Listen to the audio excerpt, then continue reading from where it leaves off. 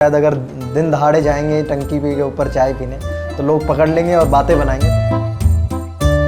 हम लोग जब ये बना रहे थे या जब भी मैंने सारे नरेशन सुने थे जो सीज़न 1 के सारे एपिसोड थे तो मुझे लगा था कि वो पोस्टर जो होगा उस पर कौन क्लिक करेगा। इस बार सचिन जी शर्टलेस होने वाले। नहीं भैया बोलती तो करता है जनरली कोई बुलाता है तो मैं बोल देता हूँ कि मेरे को तुम सिर्फ जीतू बुला सकते हो। हाँ, ग्रीटिंग कार्ड देना एक बहुत बड़ी चीज़ होती थी और ग्रीटिंग कार्ड देने तक पहुँचने तक की एक बहुत लंबी जर्नी होती थी। तो मैंने उसका ग्रीटिंग कार्ड उसको दिया और जो बाकी आशिक थे उनको लगा कि मैं उसको ग्रीटिंग कार्ड दे रहा हूँ तो बाकी आशिक मुझे मारने आ गए। बट आई थिंक वो जिस दिन एग्जाम होता था वो एग्जाम होने के बाद तुम्हारे पास एक रात होती थी पूरी, उस दिन हम लोग कम से कम 4 फिल्में देखते थे और वो पार्टी तब होगी जब हर किसी बंदे की नौकरी लग जाएगी। तो सबकी नौकरियां लग चुकी थी, सिर्फ मेरी बाकी। रायपुर शो करने गए थे, उधर कोई गांव से एक लड़का हमारे पास आया था और वो 200 किलोमीटर साइकिल से चल के आया था, जो कि बहुत ही बड़ा एक्सपीरियंस था हमारे लिए। किसी मुद्दे पर आपको पंचायत बैठानी हो, कौन से 5 लोग होंगे जिन्हें आप पंच बनाएंगे? हाँ, आई थिंक रणवीर सिंह का होना बहुत ज़रूरी है। मतलब घर में सब इंजीनियर्स हैं और वो अपने आप को बोल रहे हैं कि हम उतने बेटर इंजीनियर्स नहीं हैं, लेकिन जो IIT से करके आते हैं वो और बेटर होते हैं। और समहाउ मैं फर्स्ट रैंक तो नहीं आती थी क्लास में, but second third rank types आ जाती थी। तो मैं ऐसा बीच में कहीं था। वो बड़ा अटपटा सा और इंटरेस्टिंग सा कॉन्वर्सेशन है सचिव जी का और रिंकी का। सचिव जी, ये बताइए कि रिंकी के साथ आप अंधेरे में चाय पीने क्यों जाना चाहते हैं? आई थिंक जो गांव या कोई भी जगह होती है जब ऐसे लड़का लड़की को देख लेते हैं गांव मोहल्लों में तो बहुत बातें होती हैं। तो आई थिंक उसी के लिए शायद अगर दिन दहाड़े जाएंगे टंकी पे के ऊपर चाय पीने तो लोग पकड़ लेंगे और बातें बनाएंगे। तो उन बातों से बचने के लिए आई थिंक वो ट्राई कर रहा है कि कोई लफड़े में ना फंसे और बेटर होगा कि अंधेरे में चलते। हालांकि मैंने सीरीज देख ली है और जब तक ये इंटरव्यू आप देखेंगे सीरीज आउट हो जाएगी। आप लोग भी देख लीजिए, कमाल की सीरीज है। सबसे पहले तो फिर से एक बार 3rd सीजन में दिल जीत लिया। अरे थैंक यू सो मच। मतलब मैंने तो ये अपने रिव्यू में ये बात लिखी हुई कि भाई एक फैमिली बन गई है, कि मतलब हम कनेक्ट करते हैं कि हमारी फैमिली में क्या हो रहा है। हम उसको कंटेंट की तरह शायद मुझे लगता है हम देख नहीं पा रहे हैं उसको। हम उसको एक तरह से जुड़ जाते हैं उसके साथ कि अच्छा अब ये कर रहे हैं अब। हाँ, कि प्रहलाद चाप थोड़ा, चलो शुक्र है कि थोड़ा सा वो क्या नाम है, थोड़ा खुश हो गए हैं, थोड़ा मतलब बड़ी सारी चीज़ें इसमें मैंने देखी। क्योंकि जिस वक्त पंचायत आई, कंटेंट का ऐसा दौर चल रहा था जब वायलेंस वाला कंटेंट, गाली वाला कंटेंट, OTT का नाम शायद ऐसी चीज़ों के साथ ज़्यादा जुड़ा कि भाई इसमें सेक्स होगा, इसमें वायलेंस होगा। लेकिन एकदम सिंपल कहानी, मतलब किसी ने सोचा भी नहीं था कि इस तरह की कहानी पहली तो बात कोई बनाएगा और बनाने के बाद लोगों को पसंद आएगी। आपने सोचा था, फ्रैंकली बताइए, कि जब क्योंकि TVF के साथ एसोसिएशन तो आपका काफ़ी पुराना है, बट जब पंचायत की थी सोचा था कि इस हद तक आप पॉपुलर हो जाएंगे इस कैरेक्टर से? वो तो मुझे लगता है कि कोई भी अगर मतलब किसी भी तरह का कंटेंट बना रहे हो, आप श्योर नहीं हो सकते कि किस तरह का रिस्पॉन्स आने वाला है, ऑडियंस पसंद करेगी नहीं करेगी। वो प्रेडिक्ट करना बहुत मुश्किल है। मुझे लगता है कि थोड़ी बहुत प्रेडिक्टेबिलिटी ये हो सकती है कि जो बन रहा है वो अच्छा बन रहा है कि नहीं बन रहा है और कुछ लोगों को पसंद आएगा कि नहीं आएगा। तो हम लोग जब ये बना रहे थे या जब भी मैंने सारे नरेशन सुने थे जो सीज़न 1 के सारे एपिसोड थे तो मुझे लगा था कि पता नहीं वो पोस्टर जो होगा उस पर कौन क्लिक करेगा या ट्रेलर पे कौन क्लिक करेगा या एपिसोड पे जाके देखेगा कौन। बट मुझे इतना भरोसा था स्क्रिप्ट सुन के कि जो पहला एपिसोड देख लेगा और मतलब थोड़ा सा आगे कंटिन्यू कर लेगा वो इंजॉय करेगा, मतलब उसको मज़ा आएगा। मतलब वो उसको ये नहीं लगेगा कि उसका टाइम वेस्ट हो गया या मतलब क्या देख लिया यार। तो वो उतना पता था, उस लेवल पे एनर्जी कन्वे हो रही थी जब नरेशंस हो रहे थे। तो मुझे लग रहा था कि उस लेवल की चीज़ें लिखी गई हैं और उस लेवल की चीज़ें प्रेजेंट की जाने वाली है इस शो में। तो वो भरोसा था। बट इतना नंबर मिलेगा, इतना प्यार मिलेगा, वो तो बहुत ही अनएक्सपेक्टेड है। एंड मुझे लगता है कि वो चाहे वो किसी भी तरह का कंटेंट हो, वो हमेशा ही तुम प्रेडिक्ट नहीं कर सकते हो। और 3rd सीजन भी बिल्कुल वैसा ही है। आप एक बार देखना शुरू करेंगे तो पूरा ख़त्म करके ही छोड़ेंगे, एकदम बिंज वॉच वाला है और मज़ा आता है। 8 एपिसोड्स हैं, लगभग 30 35 मिनट का एक एपिसोड है। तो मैंने तो देख ली, लेकिन जिन्होंने नहीं देखी उनके लिए थोड़ा सा बता दीजिए कि क्या इस बार होने वाला है। आई थिंक जो सबसे खास बात मुझे लगती है, जो जब भी मैं नरेशन सुनता हूँ, स्क्रिप्ट सुनता हूँ, जो नया सीज़न आता है तो मैं देखता हूँ कि हाँ मतलब पिछला स्पेस कंटिन्यू हो रहा है कि नहीं। तो मुझे लगता है कि जो स्पेस, जो वर्ल्ड हमने 1 और 2 में क्रिएट किया है आई थिंक उसी का एक्सटेंशन 3 है। और आपको मतलब उसी स्पेस में रहते हुए नई चीज़ें, नए नए कैरेक्टर्स, और उन कैरेक्टर जो पुराने कैरेक्टर्स इंट्रोड्यूस हो चुके हैं उनका नया ट्रैक खुलेगा, उनके बारे में हमें ज़्यादा पता चलेगा, गाँव के बारे में और चीज़ें पता चलेंगी। तो उसी स्पेस में रहते हुए उस उतना ही मज़ा करते हुए हमने सीज़न 3 बनाया है। आई थिंक वही स्पेस में कहानी देखने को मिलेगी, जो मज़ा आपको 1-2 में आया था वो फुली आपको 3 में भी आएगा। एक मैं आपकी खास तौर पे फीमेल फैंस के लिए खुलासा कर देता हूँ, इस बार सचिव जी शर्टलेस होने वाले हैं इसमें। वो सीजन 1 में भी था। एक सीन आता है नहीं, इस बार भी मतलब इस बार भी एक सीन ऐसा है, ढूंढना पड़ेगा आपको कौन से उसमें है और क्या वो मामला होगा, अब वहां पे रिंकी होगी नहीं होगी, तो ये मैं थोड़ी सी क्यूरियोसिटी जगा देता हूँ ना। लड़कियों में एक वो होता है ना कि अच्छा ठीक है। अच्छा ये बताइए कि जब सुंदर सुंदर लड़कियां जीतू भैया बोलती हैं तो कैसा लगता है? नहीं, भैया बोलती तो खरता है। झूठ नहीं बोलूँगा, पर आई थिंक जो एक्टर होते हैं उनका अगर कोई कैरेक्टर पॉपुलर हो जाए उसी नाम से, तो मतलब आई थिंक उससे बड़ी जीत कुछ नहीं होती एक्टर के लिए, कि उसने जो काम किया वो इस लेवल पे पॉपुलैरिटी आ गया है कि उसको उसी नाम से बुलाया जा रहा है। तो मेरे जितने भी कैरेक्टर्स होते हैं लोग मुझे उसी नाम से बुलाने लग जाते हैं। तो पहले बड़ी तकलीफ होती थी कि यार मेरा नाम कोई नहीं जानता, बट समहाउ कुछ सीरीज़ में मेरा ही नाम यूज़ कर लिया गया। तो हाँ, तो मेरा नाम भी लोग जानने लग गए और वो कैरेक्टर भी पॉपुलर हो गया। तो अच्छा लगता है, आजकल अच्छा लगता है। दो ही भाई हैं जो पॉपुलर हैं, सलमान खान सलमान भाई और एक जीतू भैया, लेकिन वो तो चलो ठीक है भाई, यहाँ तो मतलब सीधे भैया बना दिया। तो कभी किसी को आपने बोला भी है कि नहीं नहीं जितेंद्र बोलिए, कुछ ऐसा हुआ है कभी? नहीं, जनरली कोई बुलाता है तो मैं बोल देता हूँ कि मेरे को तुम सिर्फ जीतू बुला सकते हो। वही होता है कई बार होता है, पर नॉट इन दैट इंटेंशन। अच्छा ये बताइए कि ये तो क्योंकि कंटिन्यूएशन है, ठीक है, बीच में आपने फिल्म भी की और भी चीज़ें आप करते रहते हैं, तो जब कंटिन्यूटी में कोई चीज़ करते हैं तो उस ब्रैकेट में आने में या उस जोन में आने में अभी भी वक्त लगता है या 2 सीजन के बाद? नहीं, ऐसा मतलब इतना ईज़ भी नहीं है। आई थिंक थोड़ा टाइम लगता है। मतलब जब भी कोई नया एक बात तो ये है कि हम लोग थोड़ा राइटिंग वाइटिंग होने तक थोड़ा टाइम निकल जाता है। मतलब आज अगर कल अगर हमारा सीज़न आउट हो रहा है तो करीब 9-10 महीने बाद हम लोग फ्लोर पे जाएंगे। तो उस बीच में मैं बहुत सारी चीज़ें कर लेता हूँ, बट ऐसा भी नहीं है कि बहुत इमीडिएटली। तो इसलिए मुझे थोड़ा सा वापस जाना पड़ता है। थोड़ा सा मुझे सीज़न 1-2 के कुछ जो मेरे फेवरेट मोमेंट्स हैं या फेवरेट सीन्स हैं तो वो थोड़े से मैं देख लेता हूँ, तो थोड़ा पता चल जाता है कि हाँ सचिव जी की टोन क्या है, क्या सुर है। ठीक है, मेनली जो चीज़ें फ्लो में लेके आती हैं वो रीडिंग्स और रिहर्सल है। जो नए सीज़न के बाद जब हम रीडिंग्स करते हैं तो वो काफ़ी चीज़ें फ्लो में लेके आती हैं। बट अगेन मतलब कोई भी सीन अगर चलो तुम्हें टोन पता चल गया, तुम्हें पता चल गया कि कैरेक्टर दिखता कैसा है, स्टिल जब तुम कोई चीज़ नया सीन, क्योंकि जब सीज़न नया होता है तो वो नया सीन होता है, नई लाइन्स होती हैं, तो वो फ्लो में आने में थोड़ा वक्त तो लगता है। आई थिंक 2-3 दिन के बाद आई थिंक मैं फ्लो में आ जाता हूँ। बट टोटल लाइक ओवरऑल 7-8 दिन लगते हैं। 3 दिन रीडिंग के, 3 दिन मैं खुद का टाइम लेता हूँ, मैं पुराने एपिसोड देखता हूँ, पुराने फेवरेट मोमेंट्स देखता हूँ। ठीक है, और फिर 2-3 दिन जब वहाँ नया शूट करने जाते हैं तो वो लगता है फ्लो आने में। तो आई थिंक उसके बाद आ जाता हूँ फ्लो में। अच्छा आपका सबसे फेवरेट सीन कौन सा है सीजन 3 का? मतलब ये इंटरव्यू जब तक लोग देखेंगे सीरीज आ चुकी होगी और मेरे ख्याल से कुछ घंटे बाद रिलीज होने वाली है, तो हम बात कर सकते हैं इस बारे में। आई थिंक मेरा सीजन 3 में फेवरेट सीन है बेसिकली एक मोमेंट है जब विकास अपनी वाइफ के साथ हॉस्पिटल जाता है और उससे पहले रिंकी और एक उसका कॉन्वर्सेशन है। तो मुझे वो बड़े प्यारे मोमेंट्स लगते हैं जो बहुत ऑकवर्ड से आते हैं, और हम लोग गाड़ी में बैठ के ही वो कॉन्वर्सेशन हो रहा है और बहुत ज़्यादा लाइंस नहीं है उसमें एक वर्ड उसका आता है, एक वर्ड मेरा आता है, और वो बड़ा बड़ा अटपटा सा और इंटरेस्टिंग सा कॉन्वर्सेशन है सचिव जी का और रिंकी का। और फिर इन दोनों की बातें खत्म होती है, फिर वो दोनों विकास और उनकी वाइफ आते हैं और वो लोग न्यूज़ बताते हैं कि उनका बच्चा होने वाला है। सो उससे पहले एक जो कार वाला सीन है वो मेरा काफ़ी फेवरेट सीन है। आपको लगता है जो रोमांस इसमें दिखाया गया है, मतलब अभी बात चाय तक पहुंच रही है, ठीक है, मतलब करते हुए आपने उससे रिलेट किया?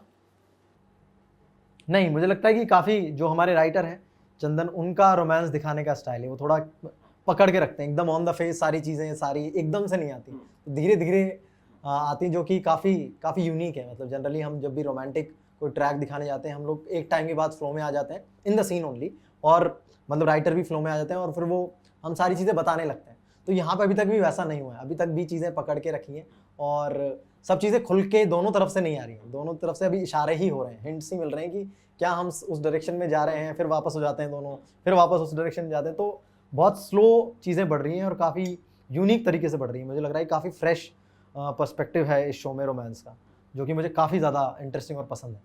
बहुत स्लो है। हाँ, बहुत स्लो है, बहुत मतलब एकदम से कुछ भी ऑन द फेस चीज़ें नहीं आ रही। मतलब वो हमें स्कूल टाइम और वैसा वाला टाइम याद आता है कि जब मतलब नंबर लेने के लिए हाँ, बड़े दिन ग्रीटिंग लगाए कार्ड देना जाते एक थे। बहुत बड़ी चीज़ होती थी और ग्रीटिंग कार्ड देने तक पहुँचने तक की एक बहुत लंबी जर्नी होती थी कि आप कैसे किस दिन उसको ग्रीटिंग कार्ड दोगे। तो आई थिंक वही वाला स्पेस है। दिया आपने कभी किसी को ग्रीटिंग कार्ड इस तरह से? यार मैंने कभी खुद से नहीं दिया, मैंने एक अपने दोस्त का, मैं एक पोस्टमैन था, हाँ मैं डाकिया था उसका, तो मैंने उसका ग्रीटिंग कार्ड उसको दिया और जो बाकी आशिक थे उनको लगा कि मैं उसको ग्रीटिंग कार्ड दे रहा हूँ, तो बाकी आशिक मुझे मारने आ गए थे। तो वो एक बड़ा इंटरेस्टिंग सा किस्सा हुआ था स्कूल टाइम पे मेरे। कब हुआ था? स्कूल टाइम पे मतलब कौन सी क्लास में था? आई थिंक मैं था सिक्स क्लास में। सिक्स क्लास में मैं 8th क्लास का मेरा एक अच्छा दोस्त था, सीनियर दोस्त था, उसको था कि उसको तू ये पहुंचा दे क्योंकि तू जूनियर भी है तो तेरे को कुछ बोलेगी नहीं। तो उस तरह का सेटअप था, मैं देने गया और उनके जो बड़े आशिक थे, मतलब और भी 5-6 लोग थे जो आशिक थे। मैं ग्रीटिंग कार्ड देने गया तो उन लोगों ने मुझे ऑफकोर्स देख लिया कि भाई ये, तो उन्होंने काफ़ी मुझे धमकियाँ दी कि अब तो तेरे को प्रिंसिपल, हाँ भाभी से ज़्यादा तेरे को प्रिंसिपल के पास लेके जाएंगे। तो मैं पूरा एक रात पूरा चक्कर काटा, उन सबसे माफ़िया मांगते हुए घूमा मैं। तो वो बड़ी इंटरेस्टिंग चीज़ थी मेरी लाइफ में जो हुई थी इसको, तो मैंने उस दिन से डिसाइड कर लिया कि ग्रीटिंग कार्ड्स तो देने ही नहीं। एज अ स्टूडेंट किस टाइप के थे आप? मैं बैलेंस्ड स्टूडेंट था। एक बैक बेंचर्स होते हैं, ठीक है, तो वो उनके प्लान्स होते हैं छुट्टी के बाद की साइकिल चलाने मिलेंगे और साइकिल चलाने के बाद ये सब मस्ती करेंगे, ठीक है, वहाँ जाएंगे, वो वहाँ उस कुटिया पे जाएंगे, कुटिया मतलब पहाड़ों पे कोई बाबा जी की कुटिया है तो वहाँ जाके थोड़ा फन करेंगे। तो इस तरह की चीज़ें वो प्लान रहती थी हर फ्राइडे इवनिंग और वैसे वाला। तो मैं उनके साथ भी मज़े कर लेता था, बट एग्ज़ाम आते थे तो मैं 10 दिन पहले कटआउट भी कर लेता था बैक बेंचर से और मैं मतलब पढ़ाई कर लेता था और समहाउ मैं फर्स्ट रैंक तो नहीं आती थी क्लास में, but second third rank types आ जाती थी। तो मैं ऐसा बीच में कहीं था और मस्ती पूरी करता था मैं।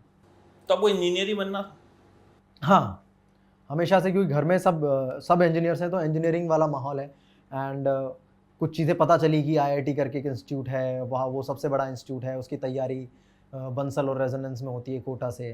तो ये सारी चीज़ें पता थी, या थोड़ा मतलब इन चीज़ों, ये थोड़ी क्यूरियोसिटी पैदा कर रही थी कि भाई ऐसी क्या चीज़ है, मतलब इतना कैसे डिफ़िकल्ट है, तो ट्राई किया जाए।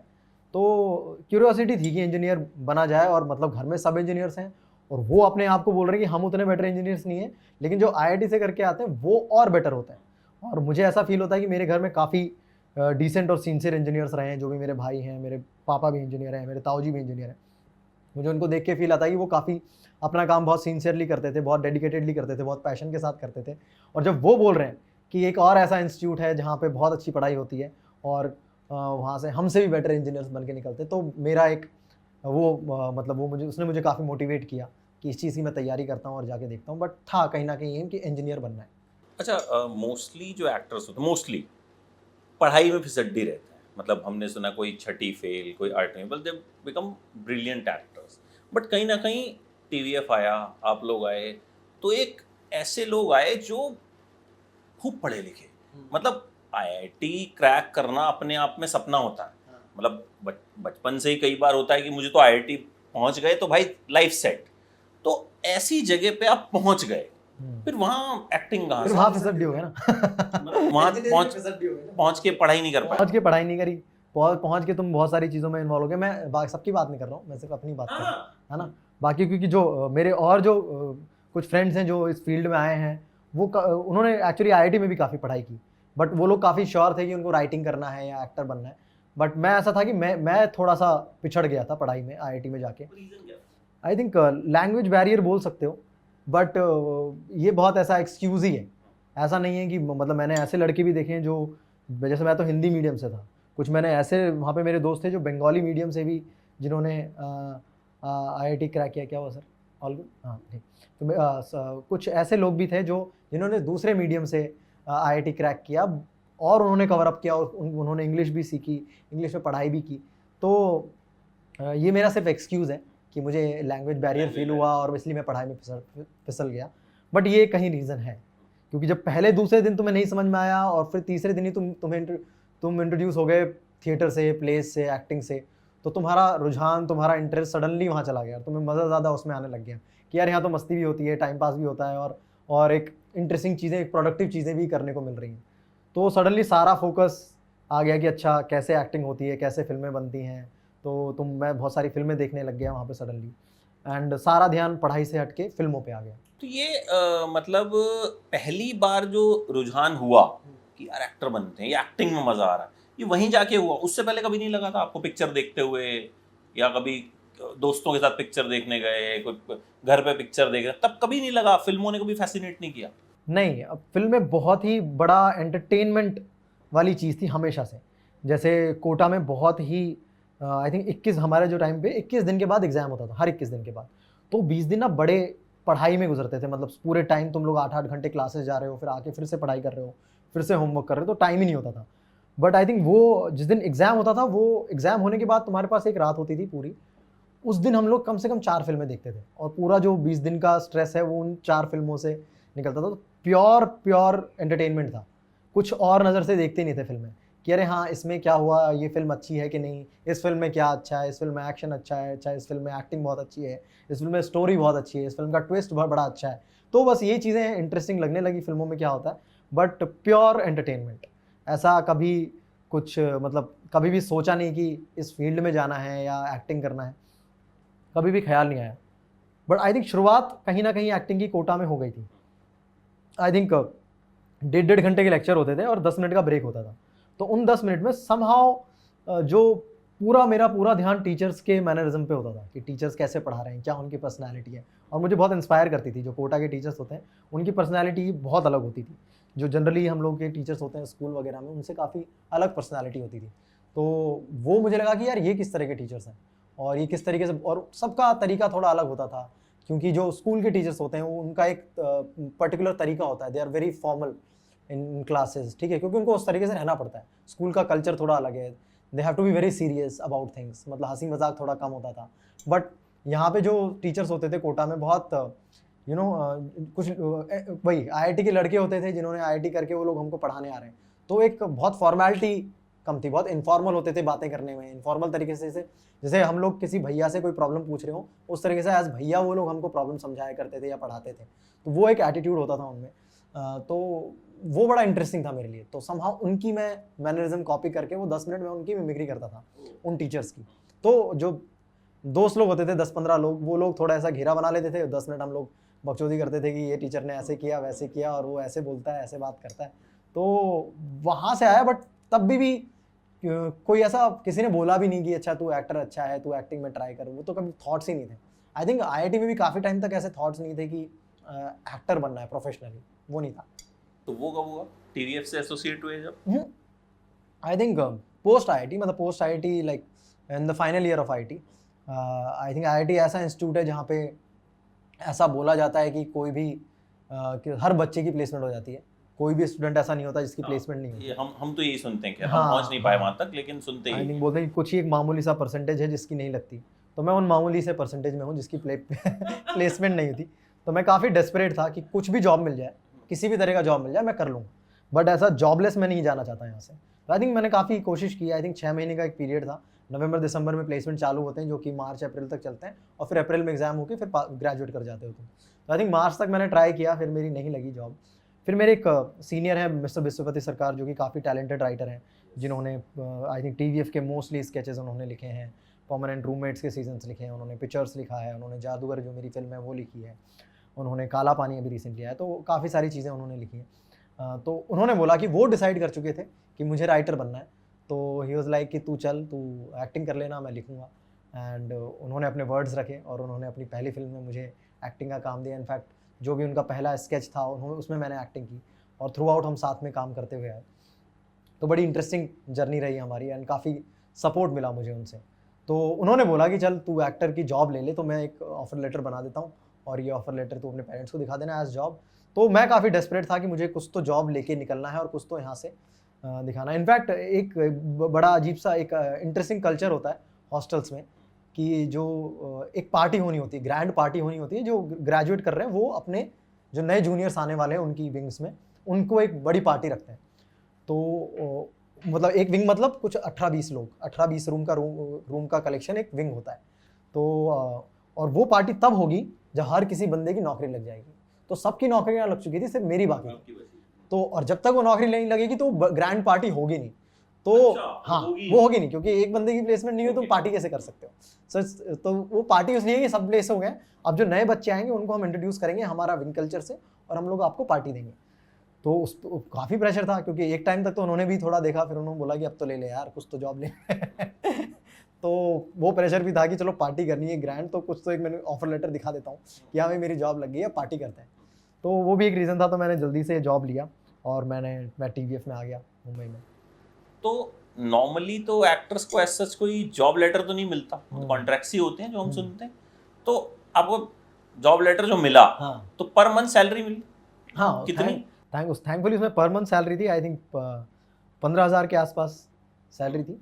और उसमें ये लिखा था कि हाँ मतलब मैं एक्टिंग करूँगा और उसके साथ साथ जो भी कुछ एक्स्ट्रा काम होगा ऑफिस का वो भी मैं करूँगा। तो आई थिंक बहुत सारे काम इंक्लूडेड थे उसमें, तो वो सारे तरह के काम करता था। एंड कभी एक मौका मिल गया तो एक्टिंग भी कर ली। तो वैसे उस तरह से स्टार्ट हुई थी चीज़ें। पार्टी फाइनली कॉलेज में भी हुई। एंड जब पहली सैलरी मिली तो आई थिंक उसमें से सारा पैसा रेंट और जो जनरली महीने का खर्चा होता है ट्रैवल का और ग्रॉसरी का, उसमें चला गया था। बट उसके बाद कुछ ऐसा 1,000 रुपये बचे हुए थे, उसकी भी पार्टी की।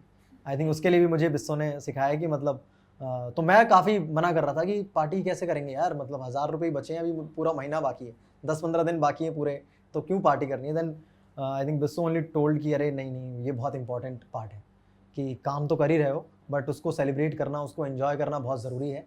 एंड मतलब वरना और वो किसी भी स्टेज पे, चाहे तुम किसी भी स्टेज पे हो लाइफ के, तुम्हें पैसे कम मिल रहे हैं ज़्यादा मिल रहे हैं, वो एक पोर्शन तुम्हें हमेशा रखना पड़ेगा। वो अगर तेरे पास 1,000 रुपये बचे हैं तो वो 250 रुपये की पार्टी करना बहुत ज़रूरी है। तो 750 बचा ले, बट 250 की पार्टी करना बहुत इंपॉर्टेंट है। तो आई थिंक वो एक अच्छा लेसन था कि जो भी चीज़ें तुम्हें मिल रही हैं उसके साथ साथ उनको सेलिब्रेट करना, वो मोमेंट एंजॉय करना अपने दोस्तों के साथ, अपने फैमिली के साथ बहुत ज़रूरी है। एंड देन आप TVF से एसोसिएट हो गए। And then the rest is history, we know. Panchayat season 3 पहला वाला कैसे मिला था? पहले वाला तो एक्चुअली हम उस टाइम पे काफ़ी बहुत इंटरनली मैं एसोसिएटेड था TVF से। और जब ये आइडिया आया था तो आइडिया लेवल से ही मैं इन्वॉल्व था। एक्चुअली जो टीम थी, जो अभी पंचायत की जो मेन टीम है, डायरेक्टर हैं, राइटर हैं, ये कुछ और शो डेवलप कर रहे थे, उसका पार्ट मैं था कि मैं करूँगा। तो वो शो किसी वजह से नहीं हो पाया, तो फिर से वो उन्होंने कुछ दूसरा शो अडेप्ट करना चालू किया। और वो एक गाँव की कहानी थी और एक गाँव का वो उस टाइम पे एक्सप्लोर कर रहे थे कि क्या गाँव की कहानी हो सकती है। तो बहुत इन्फ्लुएंसिंग ही था कि मतलब कुछ ऑफिस ड्रामा हमें करना है, बट समहाउ अर्बन शोज हम दिखा चुके थे, लाइक पिक्चर्स भी था जो भी जिसमें ऑफिस वाली कहीं ना कहीं हरकतें थी, ठीक है, मतलब वो इंसिडेंट्स ऑफिस वाले थे। तो वो लग रहा था कि अब ऑफिस दिखाएंगे तो वो एक पिक्चर्स का ही एक्सटेंडेड पार्ट हो जाएगा, ठीक है, तो वैसी सिमिलैरिटीज आने लग जाएंगी। तो एक इंटरेस्टिंग ऑफिस क्या हो सकता है। तो 2 आइडियाज़ थे, एक गाँव की, ऐसा कि गाँव के कुछ लोग अगर न्यूज़पेपर पढ़ के वो अपनी इमेजिनेशन में उनका परसेप्शन क्या होगा, वो मतलब नुक्कड़ पे अगर बात करेंगे तो किस तरह की बात होगी, 2 गांव वाले। तो एक ये आइडिया था और एक आइडिया था कि ऑफिस ड्रामा करना है। तो इन दोनों को मिक्स करके आई थिंक पंचायत का जन्म हुआ कि वो ऑफिस क्यों ना गांव में हो, गांव का ऑफिस पिक करते हैं। और गांव में क्या क्या ऑफिस हो सकता है, स्कूल हो सकता है, हॉस्पिटल का एक ऑफिस हो सकता है, आंगनबाड़ी हो सकती है, पंचायत हो सकता है। तो सडनली पंचायत सुनने में इंटरेस्टिंग लगा, ठीक है, जो नाम है पंचायत की बहुत सारी सब कवर कर लेगा ना। पंचायत के अंदर स्कूल भी आता है, पंचायत के अंदर आंगनबाड़ी भी आती है, पंचायत के अंदर हॉस्पिटल भी आता होगा, गांव का जो क्लिनिक होता होगा वो भी आता होगा। तो एंड ऑफ कोर्स इलेक्शंस हैं और बहुत सारी चीज़ें हैं, पॉलिटिक्स है, गांव के लोग हैं, तो सब तो एक मतलब बहुत ज़्यादा उनको कैनवस मिल जाएगा टू एक्सप्लोर स्टोरीज। तो वो सबको इंटरेस्टिंग लगा था। सो क्योंकि मेरा एक शो जो था वो नहीं हो पा रहा था सेम टीम के साथ, सो उनके दिमाग में मैं था और उन्होंने सबसे पहले मुझे ही सुनाया ये। तो मुझे काफ़ी इंटरेस्टिंग लगा, मुझे काफ़ी सुनने में बड़ा मज़ा आया कि ये तो काफ़ी अच्छी कहानी है। एंड मेरे दिमाग में भी जो पंचायत वर्ड सुन के जो आता है वो यही आता है कि पेड़ के नीचे 5 पंच बैठ के न्याय कर रहे हैं गांव वालों के लिए, या जिस तरह की बातें जिस तरह की चीज़ें अपन ने फिल्मों में देखी थी वही आया था। बट जब सुना तो मुझे लगा कि तो काफ़ी मॉडर्न गाँव है। हाँ, हमने भी तो वही पंचायत तो हम वही सुनते थे कि वो हुक्का चल रहा होगा वहाँ पे और ताऊ बैठे होंगे, सब वाइट कपड़े पहने हुए खाट पे। तो उससे अलग था काफ़ी। और मतलब मतलब तुम प्रधान को भी उस तरह से नहीं इमेजिन करते हो कि बाइक पे जा रहे हैं या मतलब उस तरह से। तो इमेजिन जो किए गए थे प्रधान जी वैसे इमेजिन किए गए थे कि बाइक बाइक चलाते हैं, बाइक पे जाते हैं। तो जनरली वैसा देखने को नहीं मिलता, which is closer to reality और जो आजकल के मॉडर्न गांव हैं। तो वो मुझे पंचायत में सीजन जब मैंने सुना तो उसमें वो इंसिडेंट थे जो मुझे बहुत पसंद आए थे। अच्छा, एक चीज़ बताइएगा आप, ईमानदारी से बिल्कुल, लाइफ में, कॉलेज में, या कभी ऐसा हुआ कि लड़कियों की वजह से माइंड डाइवर्ट हुआ, फोकस हटा, जिस चीज़ पे भी फोकस था, स्कूल में, कॉलेज में, कभी भी? मुझे मुझे लगता है कि दोनों को टाइम चाहिए होता है। मतलब अगर तो आप काम में इन्वॉल्व हो तो मतलब पोस्ट पोस्ट शादी आपको फैमिली को टाइम देना पड़ता है, और शादी नहीं हुई है तो आपको अपनी लव लाइफ पे या जो आपके जो अट्रैक्शंस हैं, क्रशेज हैं, इनको टाइम देना पड़ता है। तो अगर वो टाइम आप ठीक से नहीं दे रहे हो तो आप डिस्ट्रैक्टेड लगोगे।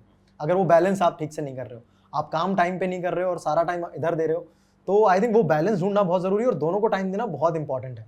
और मुझे लगता है कि वो टाइम जब जब आप स्टार्ट करते हो, जब आप नए नए चीज़ें शुरू करते हो, आप कोई काम भी नया शुरू करते हो, आपको ज़्यादा टाइम देना पड़ता है।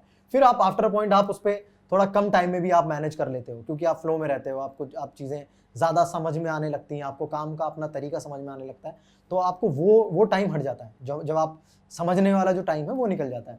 तो इसी तरह अगर जब आप किसी ऑपोजिट जेंडर के प्यार में पड़ते हो या किसी सेम जेंडर के प्यार में पड़ते हो, तो आपको वो टाइम देना पड़ता है उस इंसान को समझने के लिए। और अगर वो टाइम कम मिल रहा है तो आप डिस्ट्रैक्टेड रहोगे, लगोगे कि आप डिस्ट्रैक्टेड हो, आप सही से टाइम ना इधर दे पा रहे हो ना उधर दे पा रहे हो, और चीज़ें आपकी तरीके से नहीं जा रही होंगी। तो ऐसा लगता है मुझे, बट मुझे नहीं लगता कि कोई डिस्ट्रैक्शन होता है अलग से।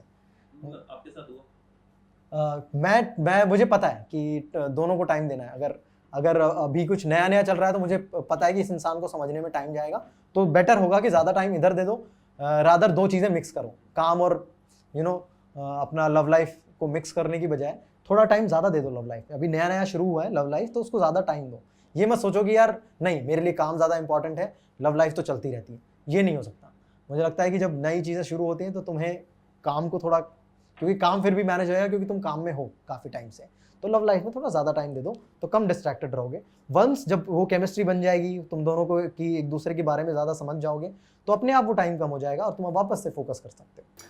अच्छा, आपकी पॉपुलैरिटी एकदम गजब का है, फैंस से कनेक्ट ओटीटी पे कंपेयर्ड विद शाहरुख खान, तो कभी डर लगता है? कभी होता है अचानक से दिमाग में ख्याल आए कि यार मतलब, क्योंकि कहीं ना कहीं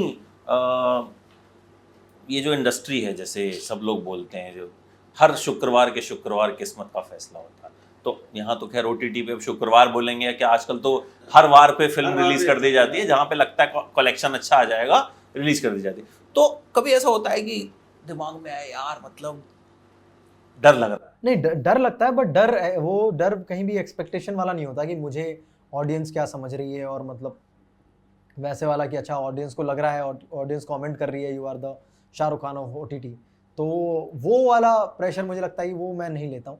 मतलब मुझे लगता है कि वो ऑडियंस की एक्सपेक्टेशंस है। मेरी एक्सपेक्टेशन सिर्फ इतनी है कि मैं शहर में आया हूँ, मैं कोशिश कर रहा हूँ कि मैं अच्छा एक्टर बन जाऊँ और मैं अच्छी इंटरेस्टिंग कहानियाँ लोगों तक पहुँचा पाऊँ, ये मेरी कोशिश रहती है। ऑफ कोर्स मतलब वो कोशिश कहीं ना कहीं थोड़ा टाइम ले रही होती है, तब थोड़ा फियर आता है कि यार डर लगता है कि हाँ मतलब क्या मैं वहाँ तक पहुँचूंगा या नहीं पहुँचूंगा। वो क्वेश्चंस हमेशा से रहते हैं, और वो क्वेश्चंस हमेशा अलग अलग चीज़ के लिए रहते हैं। जब हम लोग स्केचेस बना रहे थे तो मुझे था कि मुझे कब लॉन्ग फॉर्मेट वाली चीज़ें मिलेंगी, ठीक है, जब लॉन्ग फॉर्मेट वाली चीज़ें मिल गई तो फिर लगता है कि कब अलग जॉनर की कहानियाँ मिलेंगी, फिर अलग जॉनर की कहानियाँ मिलने लग गई, फिर लगता है कि अच्छा अब मुझे इस लेवल की कहानियाँ या इस तरह के कैरेक्टर जो मुझे कहने या जो मुझे सडनली इंटरेस्टिंग लगने, या मैंने कोई फिल्म देखी या मुझे लगा कि यार ये बड़ा मज़ेदार सा कैरेक्टर है, तो मेरी एक्सपेक्टेशंस ये हो जाती है कि यार मुझे भी इस तरह के कैरेक्टर्स परफॉर्म करने हैं, या मुझे भी इस तरह की कैरेक्टर की कहानियाँ बतानी हैं। और इन चीज़ों में जब वक्त लग रहा होता है तो थोड़ा फियर आता है, बट लोग मेरे क्या बारे में क्या समझ रहे हैं, क्या सोच रहे हैं, उसका फियर नहीं आता है। मेरे फियर्स अलग हैं। अच्छा, अगर आपको बॉलीवुड से किसी को सचिव जी बनाना होता, लेट्स सपोज आप सिर्फ पंचायत डायरेक्ट कर रहे होते या प्रोड्यूस कर रहे होते, ठीक है, आप नहीं करते सचिव जी का किरदार, कौन होता है जिसको आपको लगता है कि वो सचिव जी का कैरेक्टर प्ले कर सकता है? सचिव जी के कैरेक्टर में बहुत बढ़िया सवाल है सर। सचिव जी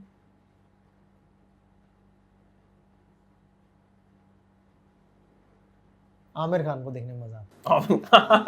बहुत अलग होता है, बहुत डिफरेंट होता है, तो मजा आता है। एंड सबसे अतरंगी होता है अगर सलमान खान सचिव जी प्ले करेंगे तो फिर तो सब फैसला वही हो जाता, मतलब वहां पे कोई कहीं कुछ जाने की जरूरत ना, ट्रांसफर होता सचिव जी का ना कुछ होता। ट्रांसफर करने की तो किसी की औकात नहीं होती। कह देते कि भैया अब हम आ रहे हैं, स्वागत नहीं करोगे हमारा। अच्छा एक चीज सोचिए, अगर एक्टर नहीं बनते तो क्या होते? हालांकि आपने अलग IIT चुना था, बट स्टिल कभी आता है दिमाग में कि यार एक्टिंग नहीं होती तो क्या करता मैं? आई थिंक मुझे लगता है कि अगर मैं एक्टर नहीं होता, क्योंकि मैंने थोड़ा बहुत पार्ट टाइम पढ़ाया है बच्चों को, तो मुझे लगता है कि शायद मैं एक टीचर होता। मैं कहीं ना कहीं किसी कोचिंग में टीचर होके पढ़ा रहा होता। मुझे लगता है बड़े कमाल के टीचर होते हैं अब, क्योंकि आपकी जिस तरह की पर्सनैलिटी है, मतलब स्टूडेंट्स एकदम बात मान लेते हैं। हाँ, लेकिन इसमें वैसा लगता है, बट उतना भी इजी नहीं है। आई थिंक वो सारा जो कोटा फैक्ट्री के राइटर्स हैं उनको क्रेडिट जाता है कि उन्होंने बहुत ही इंगेजिंग, बहुत ही इंटरेस्टिंग, आई थिंक बहुत ही वार्म कैरेक्टर बनाया, जो कि इतना ज़्यादा रिलेट किया, और उससे लोगों को लगता है कि शायद मैं अच्छा टीचर हो सकता था। But I think teaching is very difficult job, ठीक है, और तुम बहुत सारी चीज़ों से स्ट्रगल करते हो, तुम्हारे पास एक रिस्पॉन्सिबिलिटी होती है, और मतलब क्योंकि बच्चों का फ्यूचर हाथ में होता है, तुम मतलब मुझे लगता है बाकी जॉब में सारी चीज़ें तुम अपनी और तुम्हारी फैमिली, बहुत पर्सनल चीज़ें आ जाती हैं, बट टीचर के साथ मुझे ऐसा लगता है कि उसकी जॉब भी बहुत एडिशनल रिस्पॉन्सिबिलिटी है। जैसे मुझे लगता है कि अगर तुम जॉब में कुछ फकअप कर रहे हो इन जनरल, अगर वो नॉर्मल कॉर्पोरेट जॉब है, तो मुझे लगता है कि वो और लोग हैं संभालने वाले, और वो चीज़ें संभल जाएंगी, थोड़ा डिले लग जाएगा 1-2 दिन की। लेकिन यहाँ पे ऐसा लगता है कि तुम अगर टीचर अच्छे नहीं हो, तो बहुत सारे बच्चों के फ्यूचर की रिस्पॉन्सिबिलिटी तुम्हारे हाथ में, जो कि इधर उधर जा सकता है।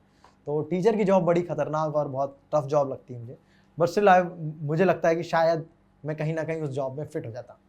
अच्छा हम IIT बॉम्बे में भी मिले थे, और वहाँ मैंने देखा एकदम क्रेजी फैन, मतलब एक लड़की रो रही थी, literally she was like crying. आपको शायद याद भी नहीं होगा, मुझे याद है लिटरली वो रो रही थी। फिर आपने उसे बुलाया, उसके साथ एक फोटो खिंचवाई। तो सबसे क्रेजी फैन मोमेंट कोई ध्यान है कि हुआ? आई थिंक बहुत बहुत सारे मोमेंट्स हैं यार, मतलब क्रेजी फैन तो मोमेंट ये एक जहाँ मतलब तो आउट ऑफ द ब्लू ही चला गया हो, जो आप भी डर गए हो कि भाई मतलब क्या क्या हो क्या गया? यार, एक हम लोग का आई थिंक, मुझे नहीं याद आ रहा, आई थिंक रांची में हमारा कोई शो था, पोस्ट पिक्चर्स के बाद हम लोग शो करने गए थे, और वहाँ पे कोई एक लड़का कुछ ऐसा 200 किलोमीटर गांव से साइकिल से चल के आया था। उसके पास ना फ़ोन था ना बाइक थी, और वो बोल रहा था कि वो कल रात को निकला है और आज रात तक पहुँचा है रुकते रुकते, और वो साइकिल से चल के आया था। एंड ये हमको पता चली बात, हम 4-5 लोग थे, पिक्चर्स की कास्ट थी, पूरी पिक्चर्स की कास्ट हम लोग शो करने गए थे, रांची ही करने गए थे शायद, हाँ रांची नहीं, सॉरी रायपुर शो करने गए थे। उधर कोई गांव से एक लड़का हमारे पास आया था, और वो 200 किलोमीटर साइकिल से चल के आया था, जो कि बहुत ही बड़ा एक्सपीरियंस था हमारे लिए बहुत बड़ी चीज़ थी कि कोई इस लेवल पे फॉलो कर रहा है, कि वो इतनी मैडनेस उसने की अपने लिए। हालांकि मतलब बहुत ही वार्म ये जेस्चर है उसका। एंड फ़ोन भी नहीं था, मतलब फ़ोन भी हमने उसको फ़ोटो खिंचाई, हमने उसका मेल आईडी बनवाया, हमने बोला कि हम मेल आईडी पे तुझे फ़ोटो भिजवाएंगे, और तो वो मेल आईडी कहीं से कंप्यूटर से या किसी दुकान से फ़ोटो निकलवा लेना। तो ये हमारी टीम ने उसको काम करवा के दिया। बट हाँ, ये काफ़ी इंटरेस्टिंग था। आई थिंक मैं बहुत पहले बिट्स गोवा में हम लोग एक पोस्ट पिक्चर्स हम लोग एक शो करने गए थे। सो मतलब हम लोग एंटर किए, एंड मैंने देखा, मतलब वो बड़ा अतरंगी सा था कि 5-6 लोग सिर्फ पिक्चर्स और जीतू करके सिर्फ चैंटिंग करते हुए डांस कर रहे थे, 4 लड़के। तो वो बड़ा यूनिक सा एक्सपीरियंस था कि मतलब इन चारों को क्या हो गया है। मतलब ठीक है, मतलब तुम्हें कोई चीज़ पसंद आई, तुम उसको अप्रिशिएट कर रहे हो, क्लैपिंग कर रहे हो, हूटिंग कर रहे हो, दैट्स मतलब वो बहुत अच्छा फील होता है। बट वो डांस उनका 4 लोग सिर्फ अपनी धुन में मस्त होकर डांस कर रहे हैं, तो वो रेज जो है वो बड़ा वैसा लगा कि ओ ये किस लेवल की चीज़ हो गई है, और किस लेवल पे लोग कनेक्ट कर गए हैं पिक्चर्स जैसी चीज़ से। तो ये कभी भी बिल्कुल, एक्चुअली जितनी भी चीज़ें हैं उनसे बहुत कम एक्सपेक्टेशंस रही, क्योंकि सारी चीज़ें इतनी फ्रेश है ना, जो भी फिल्में बनती हैं, जो भी शोज़ बनते हैं, स्पेशली विद TVF के जो हमारे स्टार्टिंग वाले शो हैं, उतने फ्रेश होते थे कि हम लोग कभी एक्सपेक्ट नहीं कर पा रहे थे कि ये चलेगा नहीं चलेगा, डाउट्स ही रहते थे हमेशा, और जब वो इस लेवल के हिट होते थे तो बहुत सरप्राइज करते थे हमें। अच्छा लास्टली, अगर एंटरटेनमेंट इंडस्ट्री में किसी मुद्दे पर आपको पंचायत बैठानी हो, कौन से 5 लोग होंगे जिन्हें आप पंच बनाएंगे? कोई बॉलीवुड से भी हो सकते हैं, OTT से भी हो सकते हैं, TV से भी हो सकते हैं, कहीं। हाँ, I think Anurag Kashyap sir उसमें होना बहुत ज़रूरी है, उनके बैलेंस रिव्यूज़ आएंगे, ठीक है। और आई थिंक रणवीर सिंह का होना बहुत ज़रूरी है, क्योंकि मुझे लगता है कि बहुत सारे out of the box ideas आएंगे कि क्या बेटर कर सकते हैं और किस बिल्कुल नए आइडियाज़ मिल सकते हैं अगर रणवीर सिंह जैसे कोई होगा तो उधर। तो ये 2 लोग हो गए। एंड मुझे लगता है कि करण जौहर होना बहुत ज़रूरी है, जो कि आई थिंक चीज़ें फैंसी कैसे हों इन अ विलेज, तो वो सारी चीज़ें ऐड होंगी गाँव में, ठीक है। इंडियन गाँव थोड़े अलग तरीके से दिख सकते हैं, तो उनका होना बहुत ज़रूरी है। एंड मुझे लगता है ज़ोया अख्तर जो एक ऐसी डायरेक्टर हैं जो काफ़ी बैलेंस लगती हैं। तो ये 4 लोग मेरे दिमाग में आ रहे हैं जो होने चाहिए उस पंचायत में। 5वां मैं बैठ सकता हूँ। सचिव तो आप ही होंगे क्योंकि इसमें आमिर खान का नाम तो लिया नहीं आपने। Thank you so much Thank चिन, and it was lovely talking to you. और बिल्कुल मतलब पंचायत के साथ साथ बाकी सारे जो भी आप कैरेक्टर्स प्ले करते हैं, यू विन हार्ट्स। और इसी तरीके से please keep entertaining us and बिल्कुल, बिल्कुल। थोड़ा ज़्यादा इंटरव्यूज भी दिया। Thank you so much, lovely talking to you.